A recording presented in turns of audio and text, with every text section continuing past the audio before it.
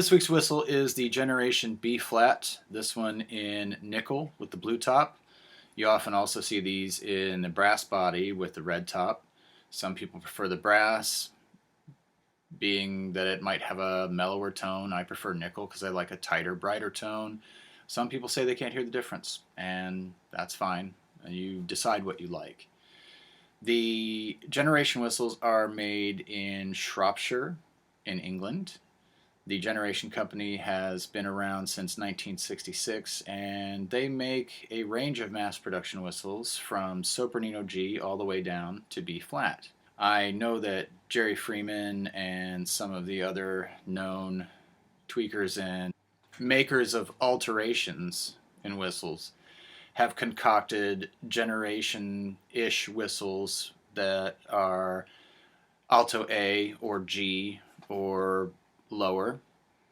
I personally have a set of generations that I have trimmed and tweaked in order to make a B flat into a B natural and an E flat into an E natural, and I'll examine some of those later on in the series. A lot of players like a B flat whistle because the tune is 2 whole steps lower than a soprano D, and so you get a little warmer, mellower tone, you get a little less shrillness to the ear. It becomes sort of it's a compromise. It's comfortable to play without having to get a big finger stretch or do a piper's grip or anything like that, but you get a little lower tone and something that might be sweeter to your ears. This whistle is pretty great. Generation has kind of developed a reputation in recent years for being somewhat inconsistent, and sometimes you get ones that are pretty great right out of the factory and then some that aren't.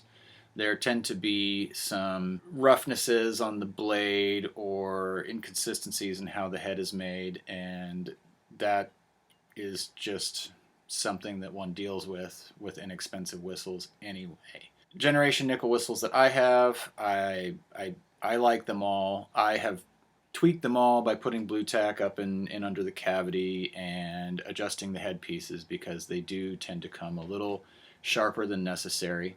As for the tone of the whistle, I like it. It's nice and bright.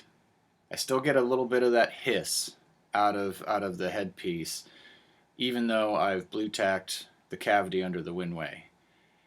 But it's not as bad as most of the other whistles that I demo. Overall, it's pretty playable, it's pretty stable, and it sounds good. If I had to say there were cons, it would be some of the things I've already mentioned, that they do tend to come from the factory a little sharper than necessary. They do require a little bit of retuning and possibly some tweaking. It takes a little practice, like with any inexpensive whistle, to finger effectively and efficiently. Overall, I like this whistle. I've recorded this whistle. I practice with this whistle somewhat frequently. I also have a Generation C in nickel that I really like. I think it's a pretty good beginner whistle. The caveat there is generally I should recommend a D whistle over any other key for a beginner, because most beginners are going to be trying to learn trad music, and 3/4 of the trad music out there is in the key of D or G, which is easily accessible in the D whistle. But the B flat, it just has a nice sound, and you can either learn to play different tunes with it, or you can play the same tunes, the same fingerings, and just know that you're going to be playing them 2 steps lower. It's a good, solid whistle. It's got its weaknesses. They're mostly a little bit of raspy tone or some hiss due to the mass production mouthpiece. Get one, tweak it, play with it. I think I got this for $13 or $14 US, and it has been a solid workhorse for me. Well, that was our Generation Nickel B flat whistle, which is a joy to play. Look forward to seeing you again next week when we try something entirely different.